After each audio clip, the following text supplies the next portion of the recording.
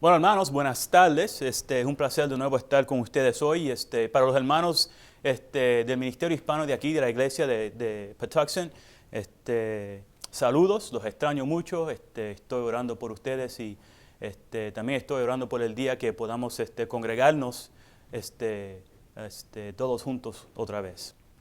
Amén. Bueno, el mensaje de hoy se titula La pandemia más grande. Y con eso vamos a orar y después seguimos con la predicación. Padre Dios, gracias por este día y esta oportunidad de abrir tu palabra, Señor, y estudiarla y predicarla.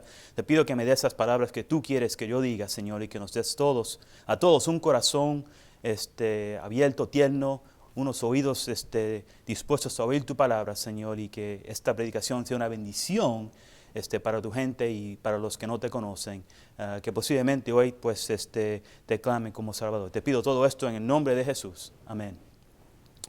Bueno, una pandemia, la palabra se define, es un brote de enfermedad que se propaga entre países o continentes y que afecta a un gran número de personas. La palabra pandemia es una con que nos hemos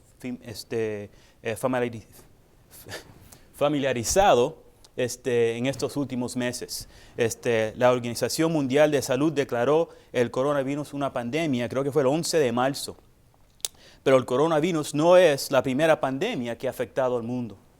La muerte negra o la peste bubónica azotó a Europa, África y a Asia con una cifra de muertes estimada entre 75 y 200 millones de personas. La pandemia de influenza de 1918, se estima que alrededor de 500 millones de personas fueron afectadas o infectadas.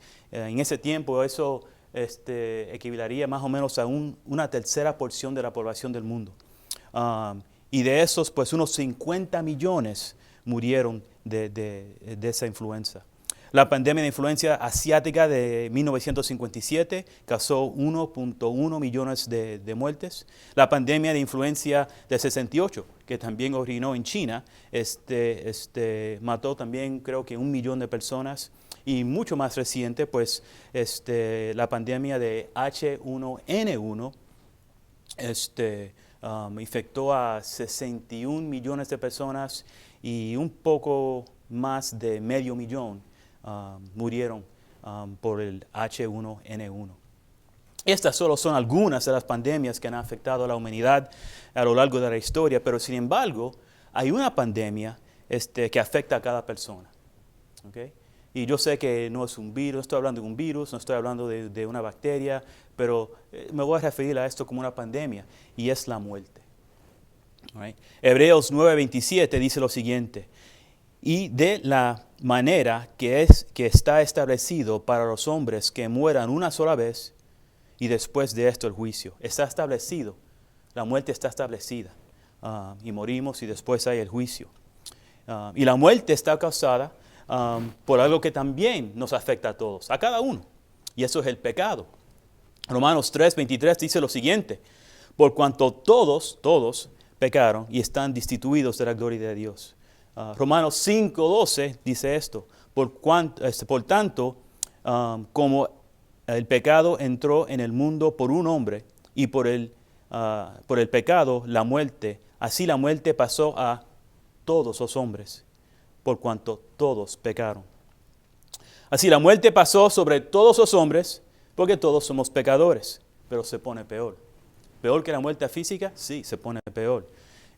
Apocalipsis 20:14 dice lo siguiente: y la muerte y el Hades fueron lanzados al lago de fuego. Esta es la segunda muerte.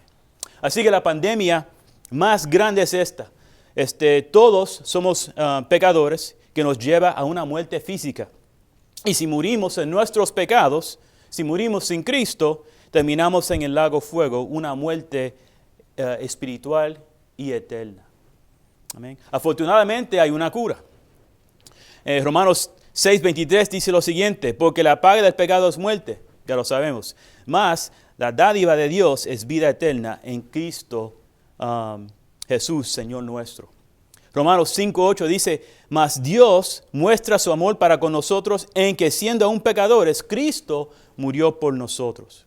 Y 2 Corintios 5:21: al que no conoció pecado, refiriéndose a Jesús, por nosotros lo hizo pecado, para que nosotros fuésemos hechos justicia de Dios en él. La cura, la buena noticia, o mejor dicho, el evangelio de Jesucristo es que Él derramó su sangre y murió en la cruz para pagar nuestra deuda de pecado. Y luego resucitó victorioso de la tumba y a través de la fe en Él podemos ser justificados en Él y ir al cielo. Esas son las buenas noticias y en verdad son buenas noticias, amén. Pero también quiero hablar de otra pandemia. Okay. Y esta no afecta a todos, pero sí afecta a una gran cantidad de personas. Y esta pandemia es una falsa doctrina. Y en verdad yo creo que afecta a la gran mayoría de las religiones. Es una falsa doctrina, una falsa creencia que podemos y debemos hacer algo para ganar nuestra entrada al cielo. La Biblia nos dice lo siguiente al respecto. Tito 3:5. No salvo, no por obras de justicia que nosotros hubiéramos hecho, sino por su misericordia, por el lavamiento de la regeneración y por la renovación en el Espíritu Santo. O sea, no somos salvos por nuestras obras, nuestras buenas obras, sino por la misericordia de Dios cuando le pedimos y confiamos en Jesús y solo Jesús para que sea nuestro Salvador. A lo mejor están diciendo, no, pero pastor, yo creía que uno llegaba al cielo a guardar los 10 mandamientos. Bueno, a ver lo que dice la Biblia. ¿Okay? Romanos 3:20 dice lo siguiente, ya que por las obras de la ley ningún ser humano será justificado delante de él, porque por el medio de la ley es el conocimiento del pecado. Espero que entiendan eso. Ningún hombre es justificado o salvo al guardar los 10 mandamientos.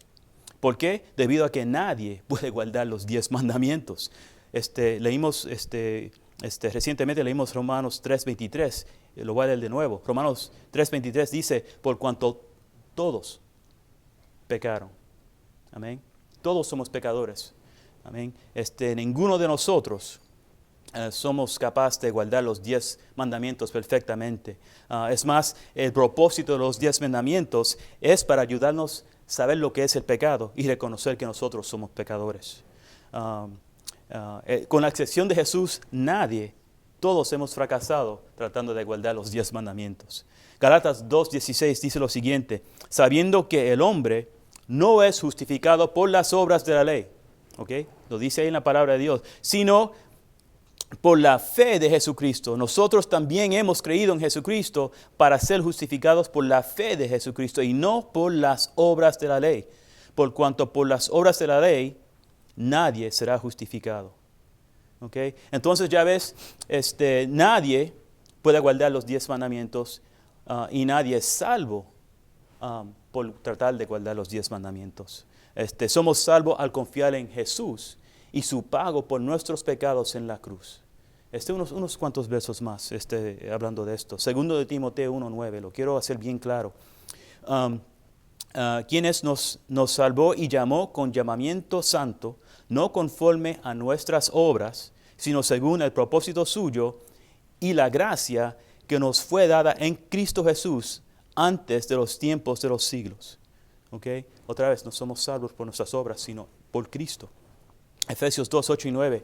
Porque por gracia sois salvo por medio de la fe. Y esto no de vosotros, pues es don de Dios. No por obras para que nadie se gloríe. No hay nadie en el cielo ahora mismo vanagloriándose porque logró entrar al cielo porque guardó los 10 mandamientos o porque perteneció a esta iglesia o a esta religión o porque vivió una buena vida o porque hizo muchas buenas obras. Todos los que están en el cielo ahora y todos los que entrarán en el cielo se gloriarán y glorificarán de la misericordia y la gracia de Dios que les permitió ser salvos por fe en Jesucristo. Amén. Nosotros no somos salvos porque somos buenos. Nosotros somos salvos porque Dios es bueno. Amén. Pero pastor, lo que me estás diciendo es muy diferente a lo que me han enseñado. Es muy diferente a las tradiciones religiosas con que yo me crié. Bueno, vamos a la Biblia para responder a eso. Porque Jesús tuvo que responder a un comentario similar de los fariseos y los escribas. En Marcos 7, voy a empezar en el 5. Le preguntaron pues, le estaban hablando a Jesús, le preguntaron pues los fariseos y los escribas, ¿por qué tus discípulos no andan conforme a la tradición de los ancianos? ¿Escucharon?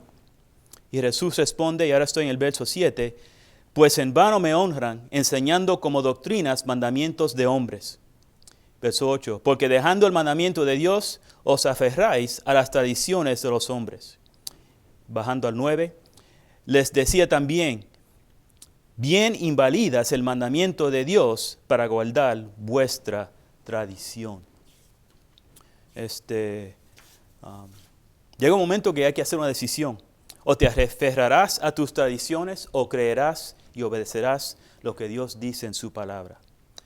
Considera esto. Juan 12:48.